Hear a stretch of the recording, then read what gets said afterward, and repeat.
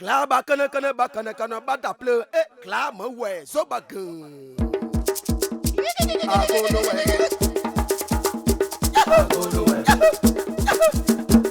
Pour ce troisième long métrage d'animation d'Africa Toon, on vous propose une immersion dans l'univers des masques traditionnels africains, plus précisément les masques Wè, donc les Wè, un groupe ethnique à l'ouest de la Côte d'Ivoire. Dans cette confrérie de masques, il y a différents genres de masques. Et à l'ouest de la Côte d'Ivoire, le masque est appelé Gla.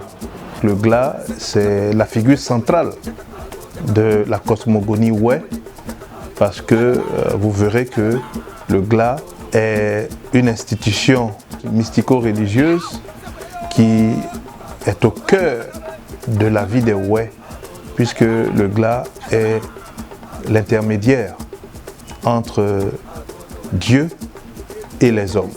Le Gla est aussi l'autorité suprême du Wè, puisque c'est lui qui, exerçant des fonctions à la fois politiques, économiques, artistiques, sociales, régit la vie en société chez les Wè. Et notre personnage principal, justement, c'est Kei, qui est le porteur du masque mendiant, et le masque mendiant lui-même, parce qu'il y a l'univers du masque lui-même et il y a l'univers des hommes. Donc on essaie de faire une hybridation de ces deux univers-là pour vous proposer donc ce troisième long métrage.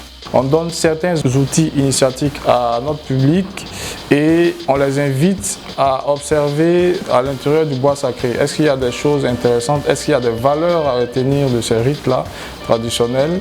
Donc c'est un peu ça la trame générale. Et derrière, il y a vraiment une petite histoire assez intéressante que j'invite tout le monde à suivre. Le premier palier dans la typologie des Glaïs en pays Wè, c'est le Zrogla, le masque mendiant, qui est considéré comme le plus petit des masques parce qu'il n'a pas le même niveau d'initiation que les grands masques. Du matin au soir, il passe de cours en cours pour mendier. Sa fonction dans la société est une fonction de satire, une fonction de critique sociale, puisque le masque mendiant n'a aucune contrainte, pratiquement aucun interdit. Il peut s'en prendre à qui il veut et critiquer de la façon la plus véhémente la personne qu'il rencontre. Il peut rentrer dans un domicile et puis dérober des biens qui appartiennent à quelqu'un sans qu'il n'y ait possibilité de représailles, puisque le masque mendiant est placé sous la protection de masques d'instances supérieures. L'une de ses fonctions importantes aussi, c'est la fonction de mobilisation.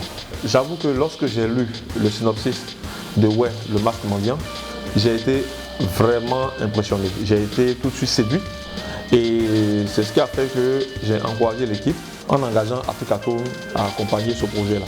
Chez nous, nous mettons un point d'honneur à écrire le scénario parce que un bon film, c'est avant tout une bonne histoire. Et ça, à Africa Toon, on l'a compris. C'est une région qui est très riche culturellement. Même au niveau de l'art, il y a beaucoup d'artistes, beaucoup de peintres qui ont été fortement influencés par l'art traditionnel Wè. Donc je pense que ce sont des valeurs importantes qui peuvent servir de boussole à tout un chacun. On propose ce film-là pour qu'on puisse voir ensemble quels sont les éléments importants ou intéressants à retenir dans les traditions africaines, spécifiquement au niveau des masques de l'Ouest. Et j'estime que les autres qui verront le film aussi auront le même avis que moi. Non seulement l'histoire est belle, ce sont les ingrédients que vous trouvez dans ce film-là, mais en plus, l'histoire est bien réalisée. Les dessins sont impeccables, la mise en scène est impeccable. Franchement, tout est réuni pour que ce film ait un succès phénoménal au niveau mondial. Africa Toon nous donne l'occasion de découvrir un pan de cette culture, de cette riche culture qui, on ne le dit pas assez, a influencé la culture occidentale à travers le cubisme de Pablo Picasso, le grand peintre que l'on connaît, à travers l'institution des Glaïs, pour comprendre au-delà des apparences le sens profond et l'essence de la culture de tout un peuple.